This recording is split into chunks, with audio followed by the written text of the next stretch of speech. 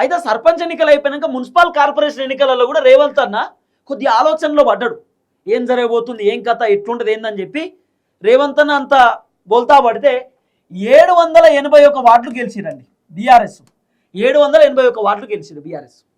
అప్పుడే రేవంత్ అన్నకు అర్థమైపోయింది, అబ్బా బీఆర్ఎస్ పార్టీకి ఊపు పెరిగింది, బీఆర్ఎస్ పార్టీ కూడా దూసుకొని ముందుకొస్తున్నది.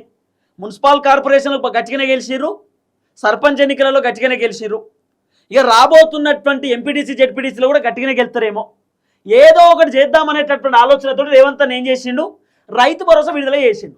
ఇప్పుడు గ్రామ సభలు రైతు భరోసా ఏకంటే ముందే రేవంత్ అన్న పెట్టొచ్చు కదా, పెట్టలే. రైతు భరోసా అకౌంట్లో వేసినాకనే గ్రామ సభలు పెట్టిండు. ఎందుకు? అప్పుడన్నా జనాలు కాంగ్రెస్ గ్రేటు సూపరు తోపు అంటారేమో అని చెప్పి అనుకున్నాడు.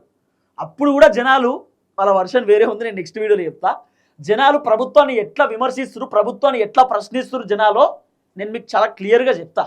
రేవంత్ అన్న చేసింది ఏంటంటే, వాస్తవానికి రేవంత్ అన్న ఈ సర్వే ఎప్పుడో చేపిద్దామనే ఆలోచనలో ఉంటుండే. ఒక సర్వే చేద్దాము, సర్వే అయినాక ఎంపీటీసీ జెడ్పీటీసీ ఎన్నికలు పెట్టుకుందాము, తర్వాత తొందరగా ఓడగొడితే ఒక కంప్లీట్ అయిపోతుంది కదా, ఒక పనొడిచిపోతుంది, ఊకే ఎన్నికల గురించి చర్చ నడుతుంది, అయిపోదాం, ఒక పంచాయతీ అయిపోతుందని ఏప్రిల్ 15వ తారీఖు దాకా అన్న వెయిట్ చేశాను. ఎందుకంటే ఏప్రిల్ 15 దాకా 10th క్లాస్ పిల్లలకి ఎగ్జామ్స్ ఉన్నాయి, స్కూల్స్ కూడా చాలా బిజీగా ఉంటాయి.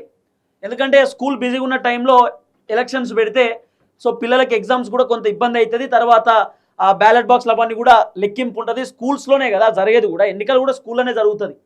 ఇప్పుడు మనం పోలింగ్ బూత్ కూడా స్కూల్కే పోతాం కదా, స్కూల్లోనే కదా మొత్తం ఎన్నికలు జరిగేది. తర్వాత కౌంటింగ్ కూడా స్కూల్లోనే. ఆఖరికి ఎన్నికలలో అధికారులను కూడా టీచర్లనే పెడతారు, టీచర్లు కూడా డ్యూటీ చేయాలి కదా. సో ఇదంతా అంత ఆగమాగం అవుతుందని చెప్పి ఏప్రిల్ 15వ తారీఖు దాకా రేవంత్ అన్న వెయిట్ చేసింది. ఈ ఏప్రిల్ నెలలోనే ఎంపీటీసీ జెడ్పీటీసీ పెడితే ఎట్లుంటుందని రేవంత్ అన్న ప్లాన్ చేస్తున్నట్టు.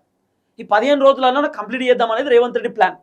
లేకపోతే ఏప్రిల్ వదిలేస్తే నెక్స్ట్ నెలలో పెడితే ఎట్లుంటుంది, ఇది రేవంత్ రెడ్డి వర్షన్. నెక్స్ట్ నెలలో మొదటి వారంలోనే ఎన్నికలు పెట్టడానికి రెడీ అవుతున్నాడు.